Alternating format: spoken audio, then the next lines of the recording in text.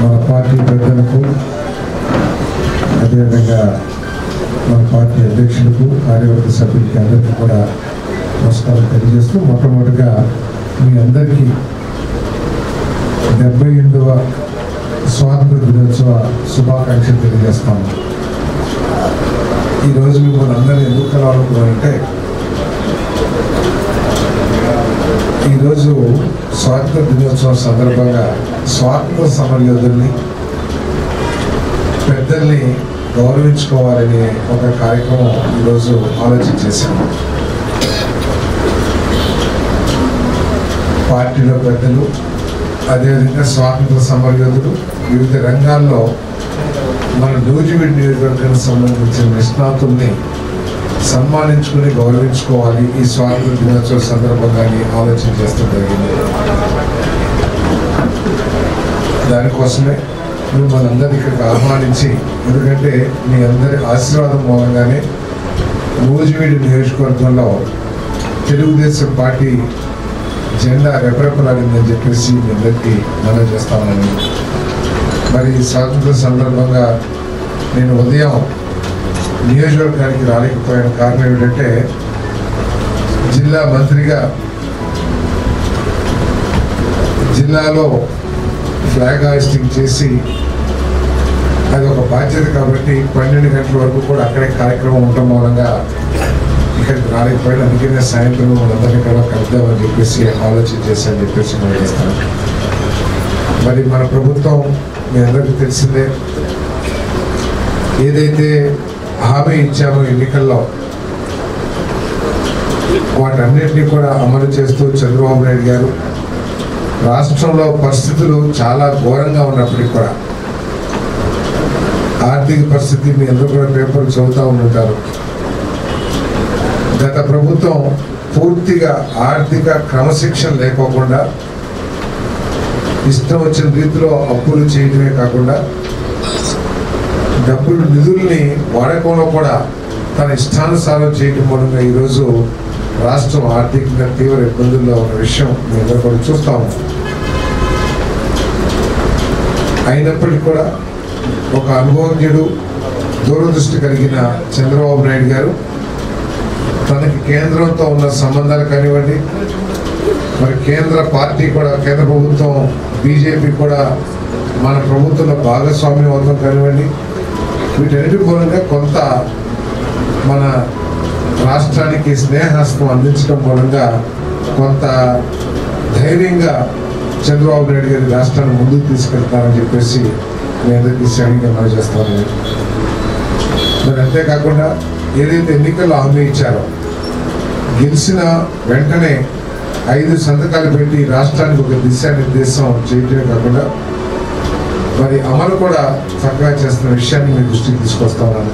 Pensions కానివ్వండి, ఎన్టీఆర్ భరోసా pensions కానివ్వండి, 3000 నుంచి 4000, అదేవిధంగా అంగవైకల్యం వారికి 3000 నుంచి 6000, 10,000, పూర్తిగా బెడ్ మీద ఉన్నవారికి 15,000, దాంతోపాటు 16,500 టీచర్స్ ఉద్యోగాలకి మరి నోటిఫికేషన్ ఇచ్చే కార్యక్రమం కానివ్వండి, మరి ఈరోజే ముఖ్యమంత్రి గారి చేతుల మీద ప్రారంభమైన డొక్కా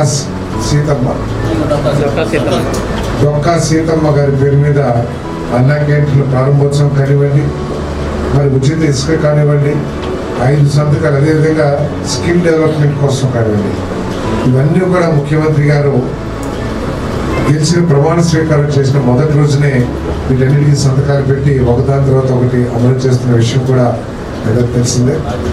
మరి రాష్ట్రంలో అనేక ఇబ్బందికర పరిస్థితులు ఉన్నా కూడా ఈ రాష్ట్రాన్ని అభివృద్ధి చేయడానికి ఆయన కంకణం కట్టుకుని కష్టపడుతున్నామని చెప్పేసి మనం చేస్తాం. మన నియోజకవర్గానికి వచ్చినట్లయితే నాకు సాధ్యమైనంత వరకు ఏదైతే ఎన్నికల్లో హామీ ఇచ్చామో వాటన్నింటినీ కూడా పూర్తి చేయడానికి నేను చిత్తశుద్ధితో కృషి చేస్తున్నాను. వాటన్నింటినీ కూడా అమలు చేయగలనే ధైర్యంతో ఉన్నానని చెప్పేసి అందరికీ మనం చేస్తాను. దాంట్లో భాగంగానే ఏదైతే పురుచిత్తుల ప్రాజెక్ట్ అని చెప్పేసి మనం ఎన్నికల్లో ఊరూరా తిరుగుతూ రైతులందరూ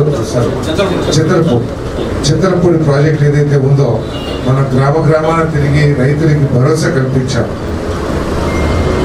వచ్చే ఎన్నికల కల్లా ఆ ప్రాజెక్ట్ని పూర్తి చేయకపోతే నూజివీడులో కూడా ఉండాలని చెప్పేసి అందరికీ రైతులకి మీ అందరి సాక్షిగా చెప్పడం జరిగింది.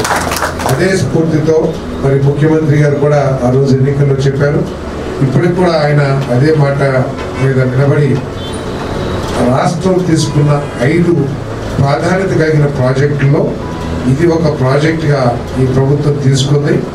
ఇప్పటికే మొన్న ఇరిగేషన్ శాఖ మంత్రులతో జరిగిన రివ్యూ మీటింగ్లో కూడా దీనికి అత్యంత ప్రాధాన్యతనిచ్చి దీన్ని వెంటనే మరి కార్యక్రమాలు కూడా ప్రారంభించమని చెప్పేసి చెప్పడం జరిగిందని చెప్పేసి మనం చేస్తాం. కాబట్టి చింతలపూడి ప్రాజెక్టు గురించి మనము ఏదైతే ప్రజలకి హామీ ఇచ్చామో తెలుగుదేశం కార్యకర్తలు అందరూ కలిసి ఆ హామీని నిలబెట్టుకోబోతున్నామని చెప్పేసి అందరికీ సవినీయంగా మనం చేస్తాం. అదేవిధంగా గ్రామాల్లో రహదారులు చాలా ఇబ్బందికరంగా ఉన్నమాట.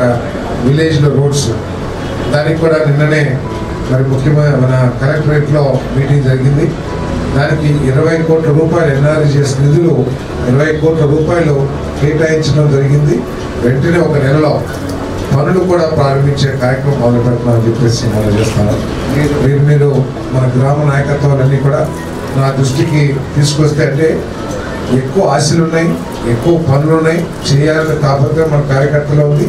కానీ మనకి అందుబాటులో ఉన్న నిధులను దృష్టిలో పెట్టుకొని అది ఇవన్నీ కూడా 5 సంవత్సరాలు చేయాల్సిన కార్యక్రమం వెంటనే మాత్రం 20 కోట్ల రూపాయల నిధులు సిద్ధంగా ఉన్నాయి. కాబట్టి దానికి కావాల్సిన ఎక్కడైతే ప్రజలు ఇబ్బంది పడుతున్నారో రోడ్లు కానివ్వండి, డ్రైన్లు కానివ్వండి, అవన్నీ కూడా మరి మీ అందరి సహకారంతో సూచనలతో అవన్నీ టేకప్ చేసి వెంటనే పూర్తి చేస్తామని చెప్పేసి కూడా మీకు మనం చేస్తాను. అదేవిధంగా ఒక 20-25 కోట్ల రూపాయలతో R&B రోడ్లని మరి రిపేర్ కానివ్వండి, లేకపోతే ఒక మెయింటెనెన్స్ ఓఎండ్ వర్క్స్ కానివ్వండి చేయడానికి మంత్రి గారిని ఒప్పించడం జరిగింది. తప్పకుండా దాంట్లో నాకు తెలిసి కనీసం 12-15 కోట్ల రూపాయలు మన నియోజకవర్గానికి కేటాయించబడుతుందని చెప్పేసి కూడా నేను ఆలోచనతో ఉన్నాను. కాబట్టి ఆ రోడ్లు కూడా మరి రిపేర్ చేస్తానికి కొంచెం అంటే మోటార్ తిరగటానికి సౌకర్యంగా ఉండే విధంగా తీర్చిదిద్దాలని చెప్పేసి కూడా మనం చేస్తాను. దీంతోపాటు మనం మామిడి రైతుల గురించి చాలా ప్రతి గ్రామంలో కూడా మనం ఉపన్యాసాలు అవి చెప్పాం, హామీ ఇచ్చాం మామిడి రైతులకి అండగా ఉంటామని చెప్పేసి. దాంట్లో భాగంగానే దాదాపు 20 కోట్ల రూపాయల ఖర్చుతో మనం నూజివీడులో మార్కెట్ యార్డ్ని స్టార్ట్ చేయబోతున్నాం. అన్నీ కనుక కలిసి వస్తే వచ్చే మార్చికే మార్కెట్ యార్డ్ కూడా స్టార్ట్ అవబోతుందని చెప్పేసి అన్నీ కలిసి వస్తామంటే వస్తుందా రాదా అనే అనుమానం అక్కర్లా, వస్తాం 100%.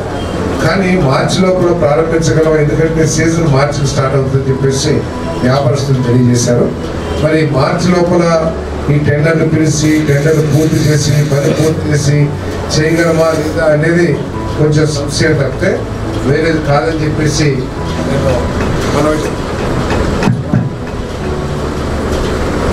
అంతేగాని అది మార్కెట్ యార్డ్ ఇద్దా లేదా అనేది అనుమానపడాల్సిన పని లేదని చెప్పేసి మనం చేస్తాం. ఇప్పటికే మన వ్యవసాయ శాఖ మంత్రి గారిని ఒప్పించడం జరిగింది. అదేవిధంగా మార్కెటింగ్ శాఖ అధికారులందరూ కూడా దానికి కావాల్సిన ఎస్టిమేట్స్ తయారు చేస్తూ ఉన్నారు. తప్పకుండా ఒక 2 నెలల కాలంలో మరి మార్కెట్ యార్డ్ నిర్మాణం, మామిడి మార్కెట్ యార్డ్ నిర్మాణం ప్రారంభమవుతుందని చెప్పేసి కూడా మీకు మనం చేస్తున్నారు. నిన్నలో ఎవరైతే వ్యాపారస్తులు ఉన్నారో 50 మంది, ఆ 50 మంది కూడా నూజివీడు వచ్చి ఇక్కడి నుంచి వ్యాపారం చేస్తానికి వాళ్ళు ఒప్పుకున్నారు. వాళ్ళ షాపులన్నీ కూడా ఇక్కడికి మార్చుకోవడానికి కూడా సిద్ధపడ్డారని చెప్పేసి కూడా నేను మనవి చేస్తాను. ఆ 50 మందితో పాటు మన నియోజకవర్గానికి సంబంధించిన రైతులకు కూడా 10 మందికి దాంట్లో షాపులు ఇచ్చే కార్యక్రమం కూడా మనం చేయబోతున్నామని చెప్పేసి మనం చేస్తాము. మీరు అనుకోవచ్చు మన నియోజకవర్గానికి 10 మందికి ఇచ్చి అక్కడ 50 మందికి ఇవ్వటం ఏంటని చెప్పేసి ఒక ఆలోచన మీలో కొంతమంది అంటే మామిడి వ్యాపారంతో సంబంధం లేని వాళ్ళకి అనుమానం రావచ్చు. కానీ ఇక్కడ విషయం ఏంటంటే అక్కడి నుంచి మార్కెట్ ఇక్కడ ధరలు వస్తే కానీ అక్కడ మార్కెట్ క్లోజ్ అయిపోయి ఇక్కడ మార్కెట్ కార్యక్రమాలు కార్యకలాపాలు ప్రారంభం కావు. దాంతోపాటు మన నియోజకవర్గానికి సంబంధించిన వాళ్ళు మార్కెట్ యార్డ్లో ఎవరైనా రిజిస్టర్ చేసుకున్నారా అని ఎంక్వైరీ చేస్తే కేవలం ఒక 7 మంది 10 మంది లోపే రిజిస్టర్ చేసుకున్నారన్న.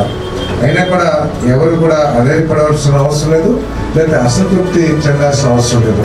వెంటనే మొట్టమొదటి ఫేజ్లో ఆ 60 మందికి కావాల్సిన వసతులు ఏర్పాటు చేస్తా ఉన్నాం.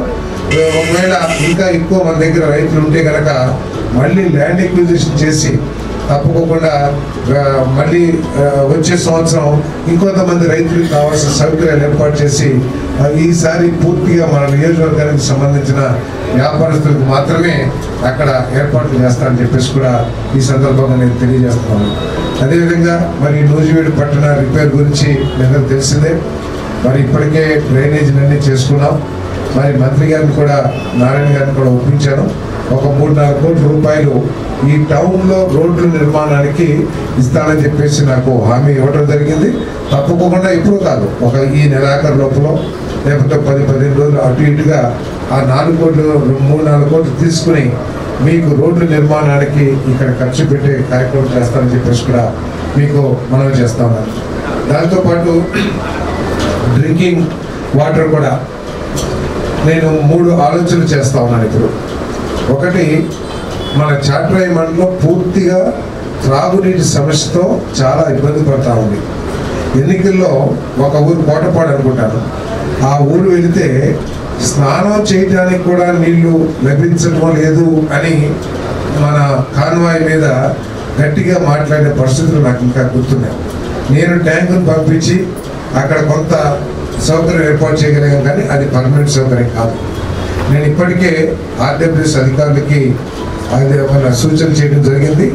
ఏదైతే తమిళేరులో నీళ్ళు ఉన్నాయో ఆ నీటిని వినియోగించుకొని మొత్తం చాట్రాయి మండలం మొత్తానికి కూడా నీటి వసతి ఏర్పాటు చేసే విధంగా ప్రాజెక్టు తయారు చేయమని చెప్పేసి ఆదేశాలు ఇవ్వడం జరిగింది. తప్పకుండా చాట్రాయి మండలం మొత్తానికి ఆ తమిళేరు నీటిని సర్ఫేస్ వాటర్ ఏదైతే ఉపరితల నీటి వసతులు ఉన్నాయో వాటిని వినియోగించుకొని చాట్రాయి మండలం మొత్తానికి కూడా త్రాగునీటి వసతులు ఏర్పాటు చేసే బాధ్యత నాది, మన తెలుగుదేశం ప్రభుత్వాన్ని చెప్పేసి, మన కూటమి ప్రభుత్వాన్ని చెప్పేసి నేను అందరికీ సవినీయంగా పనిచేస్తాను. అదేవిధంగా మరి మా ఆగిరిపల్లి మండలానికి కూడా ఏదైతే బ్రహ్మలింగ చెరువు ఉందో ఆ చెరువు నీటిని వినియోగించుకొని మరి దానికి కూడా త్రాగునీటి వసతి ఏర్పాటు చేస్తానికి ప్రయత్నం చేస్తున్నాను. మరి నాగార్జున సాగర్ నీళ్ళు ఏదైతే ఉన్నాయో ఈ నెలలో ఇప్పటికే మన ఈదర వరకు కొంత నీరు వచ్చింది. ఆ నీరు సరిపోతుందని చెప్పేసి నేను భావిస్తున్నా. ఒకవేళ కిందకి వదిలినా కూడా అవన్నీ నేల మీద పారితే తప్పితే ఎక్కడ కూడా మనం ఒక చెరువుని పుట్టడానికో లేదా ఒక వ్యవసాయానికి ఉపయోగపడే అంత నీరు రాలేదు. నేను తెలంగాణ అధికారులతో మాట్లాడాను, అదేవిధంగా మన ఇరిగేషన్ అధికారులతో కూడా మాట్లాడాను. వాళ్ళు చెప్పింది ఏంటంటే 15వ తారీఖు తర్వాత తెలంగాణ వారు కూడా ఒప్పుకున్నారు. నేను కూడా వాళ్ళతో మాట్లాడాను. 15వ తారీఖు తర్వాత మనకి ఒక 1500-2000 క్యూసెక్ నీరు మన నియోజకవర్గానికి వచ్చే విధంగా, ఈ జోన్ 3కి వచ్చే విధంగా మరి విడుదల చేస్తామని చెప్పేసి తెలంగాణ అధికారులు కూడా మరి మాకు మాట ఇచ్చారు. అంతేకాకుండా రేపు కానీ ఎల్లుండి కానీ హైదరాబాద్ వెళ్ళి అక్కడ ఇరిగేషన్ మంత్రి ఉత్తమ్ కుమార్ రెడ్డి గారితో చర్చించి, ఎందుకంటే ఏదైతే మన జోన్ 3లో మన నూజివీడుకి వచ్చే కాలువల కెపాసిటీ 11,500 క్యూసెక్లు ఉంటే ఆ కాలువల పటిష్టంగా లేకపోవడం మూలంగా కేవలం 8,000 క్యూసెక్లు మాత్రమే రిలీజ్ చేస్తా ఉన్నారు. ఆ 8,000 క్యూసెక్లు కూడా దారిలోనే అక్కడ రైతులు తోడుకుని మనకి రాకుండా చేసిన పరిస్థితులు ఉన్నాయి. కాబట్టి కొంత ఇంకో 2,000 క్యూసెక్లు అదనంగా మాకు ఇవ్వండి, మాకు త్రాగునీటి అవసరాలకు కూడా నీళ్లు లేకుండా పరిస్థితులు ఉన్నాయని చెప్పేసి ఇప్పటికీ నేను ఉత్తమ్ కుమార్ రెడ్డి గారికి నేను సమాచారం అందించడం జరిగిందని చెప్పేసి మనం చేస్తాం. రేపు తప్పకుండా ఒప్పించగలనే నమ్మకం నాకు ఉంది. తప్పకుండా 2,000 క్యూసెక్ నీరుని నాగార్జున సాగర్లో తీసుకొస్తానని చెప్పేసి కూడా నేను ఆశాభావంతో ఉన్నానని చెప్పేసి మనం చేస్తాను. అదేవిధంగా మరి పారిశ్రామికంగా కూడా ఈ నియోజకవర్గం అభివృద్ధి చెందాలని చెప్పేసి మరి తెలుగుదేశం అభ్యర్థిగా మరి కూటమిలో మంత్రిగా నేను మనందరికీ కూడా చెప్పడం జరిగింది. దాంట్లో భాగంగా ఇప్పటికీ మల్లవల్లి పారిశ్రామిక కూడా పనులు ప్రారంభించారు. ఆఖరికి అశోక్ లేలాండ్ కంపెనీ ఏదైతే మనం ఎన్నికల్లో చెప్తా వచ్చామో వాళ్ళు కూడా మళ్ళీ కార్యక్రమాలు ప్రారంభించారు. అక్కడ ఉద్యోగ అవకాశాలు కూడా వస్తాయని చెప్పేసి నేను మీ అందరికీ కూడా సవిడిగా మనవి చేస్తాను. తప్పకుండా మనన్న వాళ్ళకి ఎంత అవకాశం ఉంటే అంత ఉద్యోగాలు ఇప్పించడానికి కూడా నేను కృషి చేస్తానని చెప్పేసి మనవి చేస్తాను. అంతేకాకుండా మన నియోజకవర్గంలో పరిశ్రమలు స్థాపింప చేయాలనే ఉద్దేశంతో నా వంతు ప్రయత్నం ఒక వ్యక్తిగా ఈ నియోజకవర్గ శాసనసభ్యుడిగా నేను ప్రయత్నం చేస్తానని చెప్పేసి మీకు మనవి చేస్తానని. ఇప్పటికే 2 కంపెనీలు వాళ్ళు మన నూజివీడు నియోజకవర్గంలో పర్యటించి వాళ్ళకి కావాల్సిన స్థలాల గురించి వాళ్ళు చూశారు. ఒక ఫైన్ క్యాబ్ అని చెప్పేసి వాళ్ళు జైరాబాద్లో ఫ్యాక్టరీ స్థాపించే సమయంలో నాకున్న సంబంధంతో ఎందుకు మీరు అక్కడ పెడుతున్నారు, తెలంగాణలో ఆల్రెడీ ఒక యూనిట్ ఉంది కదా, మీకు ఆంధ్రలో పెట్టండి, అన్ని విధాలా నేను మీకు ఒక మేనేజర్ లాగా పనిచేసి మీకు ఏ సమస్య ఉన్నా కూడా వాటిని పరిష్కరించి చేస్తాను, ప్రభుత్వం నుంచి అన్ని సహాయ సహకారాలు అందిస్తానంటే మనం వచ్చి ఇక్కడ ఏదో పెయింట్ కంపెనీ ఉందంట కుక్కులూరు దగ్గర, ఇక్కడ ఆ పక్కన భూములు కూడా చూసేశారు. నిన్న రాత్రి కూడా వచ్చి వాళ్ళు ఇక్కడ భూములు చూసేశారు. మీరు కూడా ఎవరైనా సరే వాళ్ళకి 10 ఎకరాలు ఏదో కావాలి, మీరు కనుక పరిశ్రమకు సూట్ అయ్యే వాళ్ళు అడిగేది ఏంటంటే కొంచెం రోడ్డుకి దగ్గరగా ఉండాలని అడుగుతున్నారు. ఆ 10 ఎకరాలు ఇస్తే వెంటనే కొనడానికి మరి కార్యక్రమాలు ప్రారంభించడానికి కూడా సిద్ధంగా ఉన్నారు. సో అదేవిధంగా ఒక సాఫ్ట్వేర్ కంపెనీతో కూడా నేను మాట్లాడాము అమెరికా వాళ్ళతో. వాళ్ళు మన IIIT కూడా వచ్చి మన IIIT ప్రొఫెసర్స్తో అదేవిధంగా IIITలో చదువుకునే విద్యార్థులతో వాళ్ళు డైరెక్ట్గా నేరుగా కూడా చర్చించడం జరిగింది. వాళ్ళు అమెరికా వెళ్ళిపోయిన తర్వాత అక్కడి నుంచే విద్యార్థులతో ఒక ఆన్లైన్ పరీక్ష నిర్వహించి దాంట్లో ఒక 20 మందిని సెలెక్ట్ చేసుకుని ఆ 20 మందితో ఒక చిన్న కంపెనీ ఆర్టిఫిషియల్ ఇంటెలిజెన్స్కి సంబంధించిన ఒక కంపెనీ ప్రారంభించాలనే ఆలోచనలో కూడా వాళ్ళు ఉన్నారని చెప్పేసి మీకు సవినయంగా తెలియజేస్తా ఉన్నాను. ఈ విధంగా ఈ నియోజకవర్గ అభివృద్ధి కోసం నేను అన్ని విధాలా కూడా నాకున్న అవకాశాలన్నింటినీ వినియోగించి నేను ప్రయత్నం చేస్తానని చెప్పేసి మనం చేస్తూ మరి ఇంకేమన్నా కూడా మీ అందరి సూచనలతో తప్పకుండా మరి నేను ఈ నియోజకవర్గ అభివృద్ధి కోసం ఈ నియోజకవర్గ ప్రజల సంక్షేమం కోసం పాటుపడతానని చెప్పేసి మనం చేస్తూ మరి మొన్న జరిగిన ఎన్నికల్లో మనం చేసిన పోటీ పరిస్థితుల్ని నేను ఎదుర్కోవడం మర్చిపోలేను. సారథి ఓడిపోతాడు అనే వాదం నుంచి గెలుస్తాడు అనే వాదానికి కేవలం మీ అందరి కృషి మూలంగా మీ అందరూ పడ్డ కష్టం మూలంగానే నేను గెలవగలిగాను తప్పితే వేరే కారణం కాదని చెప్పేసి మొత్తం రాష్ట్రం అంతానే కాదు, రాష్ట్రానికి నూజివీడు సంగతి తెలియకపోవచ్చు కానీ మన కృష్ణా జిల్లాలో రాజకీయం గురించి అవగాహన ఉన్న ప్రతి వ్యక్తి కూడా సారథి ఓడిపోతాడని ఆశించారు తప్పితే ఎవరు కూడా గెలుస్తారని ఆశించలేదు. కానీ మీలో మీకు, నాలో నాకు, మా కుటుంబ సభ్యులకి, మన పార్టీ యంత్రాంగానికి మాత్రం ఎక్కడో ఒక మినుకుమని ఆశ, మనం గెలుస్తామేమో ఈసారి అనే ఆశతో ఆ ఆశే మనల్ని మరి బలంగా పనిచేసే విధంగా చేసి అదేవిధంగా పవన్ కళ్యాణ్ గారి నాయకత్వం కానివ్వండి, చంద్రబాబు నాయుడు గారి నాయకత్వం కానివ్వండి, మరి లోకేష్ గారి నాయకత్వం కానివ్వండి, మోడీ గారి నాయకత్వం, ఈ నాయకత్వాలన్నీ ఆశలతో మనందరి కృషితో నేను గెలిచానని చెప్పేసి మనం చేస్తాను. మరి పెద్దల్ని, ఎందుకంటే ఈ స్వాతంత్ర దినోత్సవం నాడు పెద్దల్ని మనం గౌరవించుకున్న ఒక మంచి సాంప్రదాయాన్ని, ఎందుకంటే పరిస్థితులు మారిపోతూ ఉన్నాయి. అంతా కూడా యువకులు ఈ ప్రతి చోట కూడా గంజాయి, డ్రగ్స్, లేదా గొడవలు, తగాదాలు, కక్షలు, వీటితో ఉన్న పరిస్థితుల్లో మన నూజివీడులో ఒక మంచి వాతావరణాన్ని నెలకొల్పుకోవాలి, పెద్దల్ని గౌరవించుకునే ఒక వాతావరణాన్ని మనం నెలకొల్పుకోవాలి. మన పార్టీ స్థాపించినప్పటి నుంచి కూడా ఈ పార్టీ కోసం ఎన్నో నష్టాలు పొందుంటారు, ఎన్నో కష్టాలు పడి ఉంటారు. అటువంటి వాళ్ళు మనకి స్ఫూర్తిగా తీసుకుని రాబోయే రోజుల్లో మనందరం కూడా ఒక కుటుంబం లాగా ఉండాలనే పరిస్థితితో ఏదో ప్రతి ఒక్కడికి మనసులో ఒకటి పైకి ఒకటి లాగా కాకుండా మన బల్యాన్ని మన జేబుల్లో పెట్టుకుని తిరుగుకుంటూ మనం ఉండడం కంటే ఒక కుటుంబం లాగా, ఒక అన్నదమ్ములు ఎంత అయితే ఇదిగా ఉంటారో అంత ఇదిగా ఉండే వాతావరణాన్ని మరి ఇక్కడ తీసుకురావాలనేది నా ఆలోచన చెప్పేసి మరి చేస్తాను. అందరికీ అన్ని చాలామంది మాకు నామినేటెడ్ పోస్టులు కావాలని ఉంది. నేను ఒకటే చెప్పాను, పార్టీలో నన్ను అడిగారు ఎవరికి ఇవ్వండి, అయ్యా నేను వచ్చిందే కొత్త, నేను చెప్పగలిగిన స్థాయిలో అయితే లేను, వాళ్ళందరూ ఆశీర్వాదంతో నేను గెలిచాను. నేను మీకే అక్కడ సీనియర్ కార్యకర్తలు ఎవరు, కష్టపడిన కార్యకర్తలు ఎవరు, నష్టపోయిన కార్యకర్తలు ఎవరు, అందరూ మీకు తెలిసే ఉంటారు అని చెప్పేసి వాళ్ళకి చెప్పాను. వారు కూడా కొన్ని పేర్లు ఇచ్చారు. వారు ఏ విధంగా పనిచేశారు మీకు అని చెప్పేసి. నేనైతే అందరూ బాగా పనిచేశారని చెప్పి రాశాను. ఎక్కడ కూడా బాగా పనిచేయలేదని మాత్రమే ఎక్కడ రాయాలి. ఎవరో కొంతమంది ఇక్కడి నుంచి రిపోర్ట్ పంపిస్తూ కొంతమందికి బాగాలేదు అని రాసినా కూడా ఏం అక్కర్లేదు, అందరూ బాగా పనిచేశారని చెప్పేసి మాత్రం నేను రిపోర్టు మరి పార్టీ కూడా ఇవ్వడం జరిగింది. తప్పకుండా పార్టీ నిర్ణయం తీసుకుంటుంది. మరి దాన్ని మనందరూ కూడా గౌరవించాలి. ఇది అందరికీ ఇవ్వగలనే అవకాశం అయితే లేదు. మీరు నేను చెప్పాల్సిన పని లేదు, కానీ దాన్ని గౌరవించండి. తప్పకుండా ఒకసారి ఒకరికి వస్తే మళ్ళీ ఒక 2 సంవత్సరాల్లో 3 సంవత్సరాల్లోనో ఇంకొకరికి పార్టీ ఇచ్చే అవకాశం ఉంది. కాబట్టి అప్పుడు మళ్ళీ ఇంకో కొత్త ఒకరికి చేద్దాం. మనం మాత్రం ఒకటి, పారిశ్రామికవేత్తలకి ఈ రాష్ట్రం మీరందరూ విజయవాడ చూసుంటారు, ట్రాఫిక్ విపరీతంగా పెరిగింది. కారణం ఏమిటి? చాలామంది ఇతర రాష్ట్రాల నుంచి ఈ రాష్ట్రంలో పెట్టుబడి పెట్టడానికి చాలామంది వస్తున్నారు. దాని మూలంగా విజయవాడ ట్రాఫిక్ విపరీతంగా పెరిగిపోయింది. నేను ఇటీవల ఒక 15-20 రోజుల క్రితం అనుకుంటాను ఢిల్లీ నుంచి వస్తూ ఉంటే తెలంగాణ టీఆర్ఎస్ నాయకుడు హరీష్ రావు గారు, మాజీ మంత్రి గారు, ఆయన కలిశారు. ఆయన వాళ్ళ ఎంపీ సురేష్ రెడ్డి గారిని ఇంతకుముందు స్పీకర్గా చేశారు.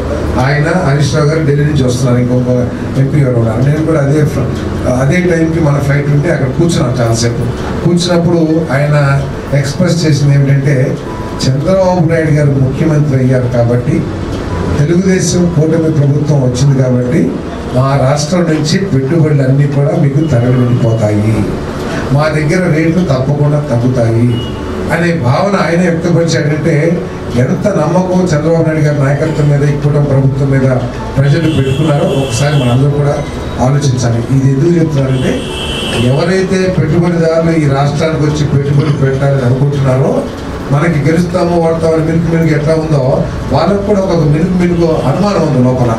మళ్ళీ 5 సంవత్సరాల తర్వాత ఆయన వస్తే మేము ఏమైపోతామని చెప్పేసి సాక్షాత్ ముఖ్యమంత్రి గారు కూడా చెప్పారు.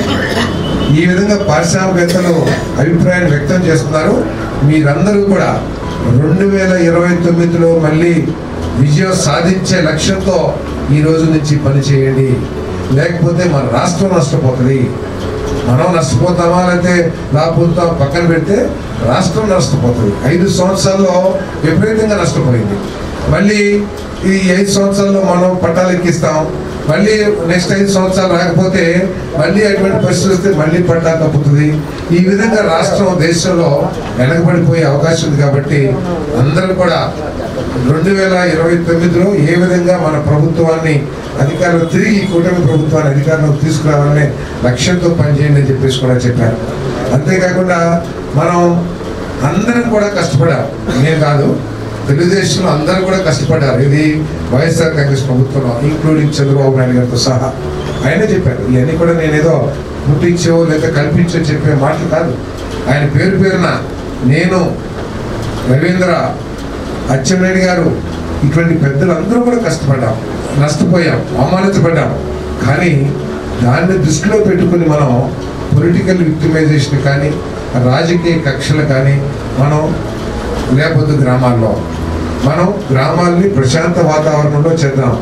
ఏదైతే తప్పులు చేశారో ఆ తప్పుల పట్ల చట్టం వాళ్ళ పని వాళ్ళు చేసుకుంటారు. అంతేగాని ఇగో పలానా వ్యక్తి నా మీద కేసు పెట్టాడనో లేకపోతే పలానా వ్యక్తి నాకు అది ఇబ్బంది పెట్టాడనో, అతను ఏ విధంగా నష్టపరచాలి, అతను ఏ విధంగా దాడి చేయాలి అతని మీద అనే ఆలోచనలు మీరు పెట్టుకోవద్దు.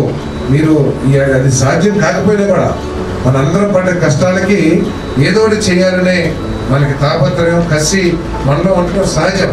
కానీ రాష్ట్ర భవిష్యత్తును దృష్టిలో పెట్టుకుని అటువంటి మా ఆలోచన చేయొద్దు. మన కేడర్ కూడా చాలా స్పష్టంగా చెప్పండి అని చెప్పేసి కూడా ఆయన మాతో జరిగిన కేబినెట్ సమావేశంలో కానివ్వండి లేదా అధికారుల సమావేశంలో కానివ్వండి ఆయన స్పష్టంగా ఆదేశాలు ఇచ్చారని చెప్పేసి మనం చేస్తాను. అధికారులు ఇంకా ట్రాన్స్ఫర్స్ కూడా జరగలేదు. అధికారులకి తప్పకుండా నేను సూచన చేస్తాను. మా ఏ కార్యకర్త వచ్చి న్యాయమైన ఏ పని అడిగినా కూడా మీరు ఎమ్మెల్యే గారు చెప్పాలి, మంత్రి గారు చెప్పాలి, పలానాలో చెప్పాలని కాదు. అది న్యాయమైంది, చట్టబద్ధమైంది, లేకపోతే చేయాల్సిన పని అయితే కనుక మీరు చేయండి అని చెప్పేసి నేను అధికారులందరూ కూడా సూచనలు చేస్తానని చెప్పేసి మీ అందరికీ మనం చేస్తాను.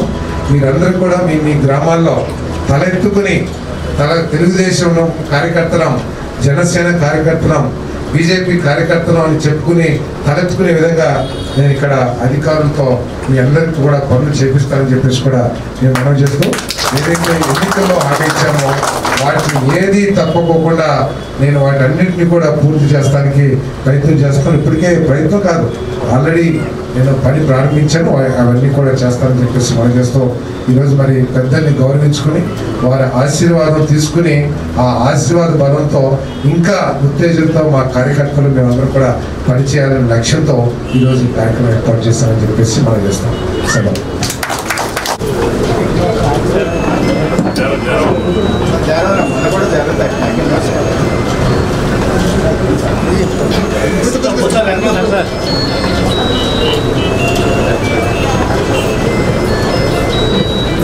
మీరు ఎటు తిరిగి హలో